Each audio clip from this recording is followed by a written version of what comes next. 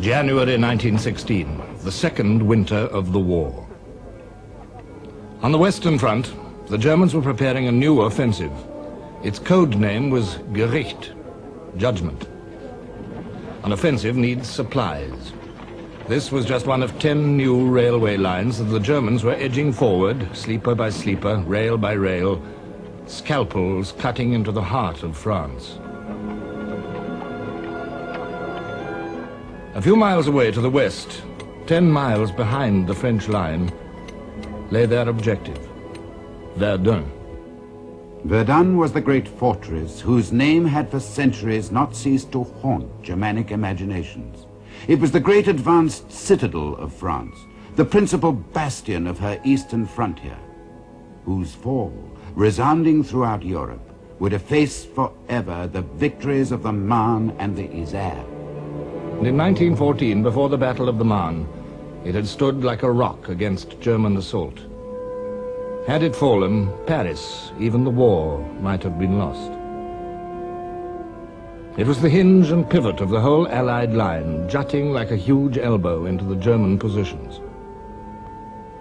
On the map, Verdun's defenses looked formidable.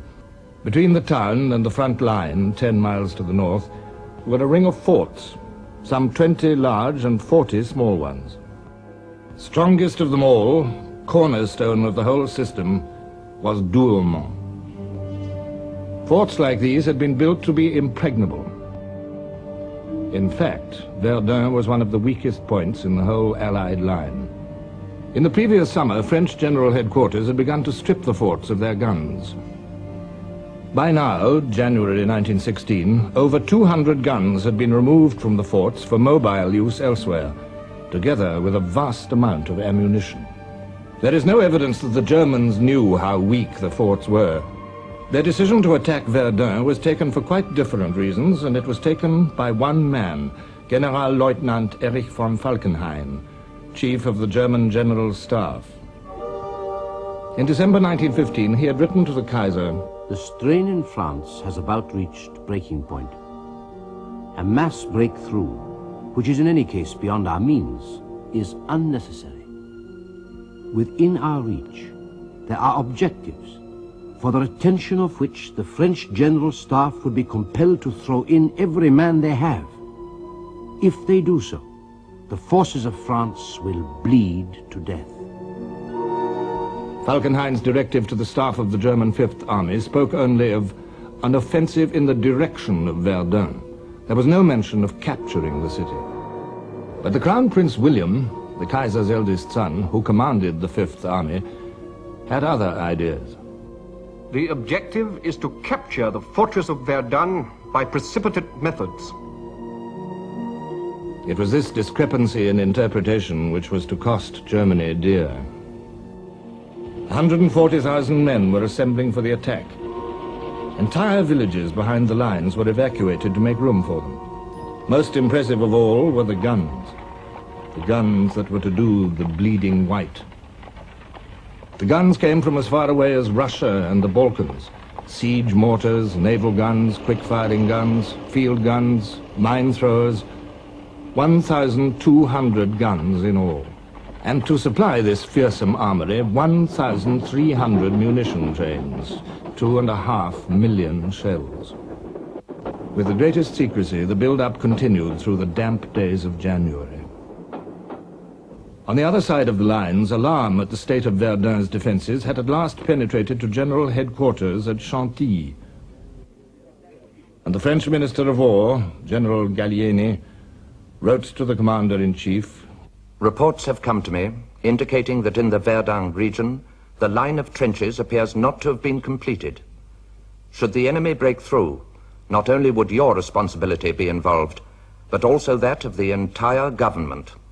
Joffre replied, "Nothing justifies the fears which you express in your dispatch." German planes patrolled the forward area in strength, waiting to pounce on any French reconnaissance planes. They had complete air superiority. They had assembled the greatest concentration of air power ever employed in war so far. 168 planes at Verdun, and a large number of observation balloons. Even Joffre became apprehensive. Our minister to Denmark telegraphed that a German offensive was being talked about. This was immediately confirmed by news from Switzerland of the concentration of 400,000 men in the region of Verdun. A regiment of engineers was immediately sent to Verdun to strengthen the defenses on the east bank. Time was running out. German deserters were crossing the lines in ever-increasing numbers with stories that all leave had been cancelled, that something terrible was about to happen. Men, and still more men, marching towards Verdun. They were old hands, these men. Old hands of 25 or 30, many already wounded in action, toughened by 2 years of war. Westphalians from Münster, Düsseldorf, and the Ruhr.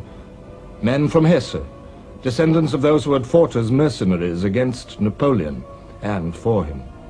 Brandenburgers from Berlin, one of the elite units of the German army. 3 of the crack army corps of the German army, 72 battalions.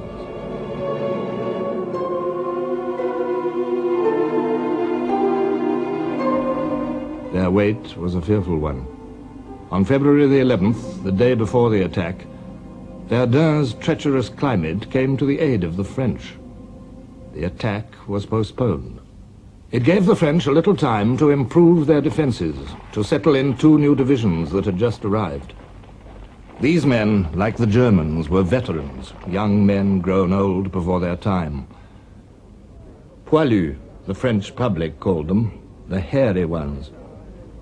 It was a nickname they disliked.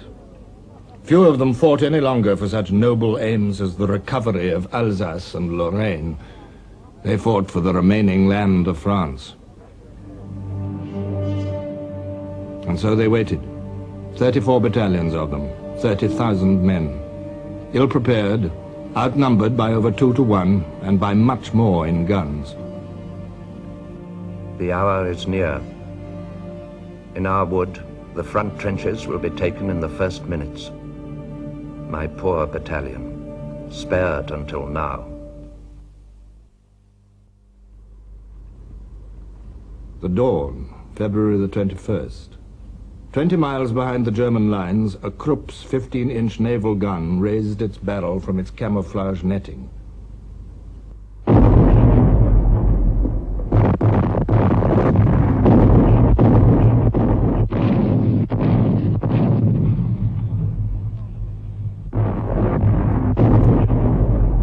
For 3 hours, the German heavy guns ranged on Verdun itself. At 7 in the morning, the bombardment switched to the French lines. 1 heavy battery to every 150 yards of trench, and to the roads leading up to them. Gun after gun joined in, 1,000 in all firing onto 6 miles of the French front. To the French, cowering in the woods of the East Bank, the air seemed solid with whirling fragments. The shells appear like great ghosts, axing the trunks, mangling the branches into hanging shreds.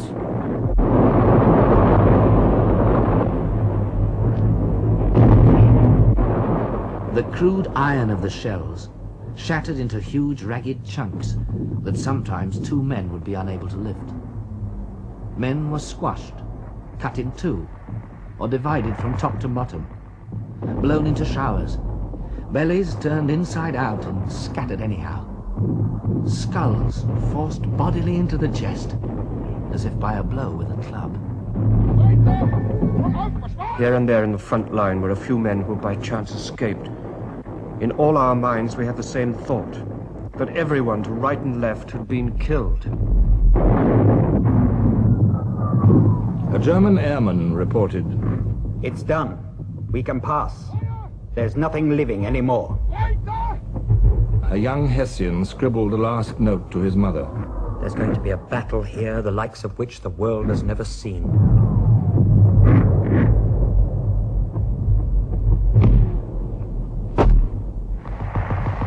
The Germans had 8 miles to go. Their fighting patrols slipped forward like a dentist's probe.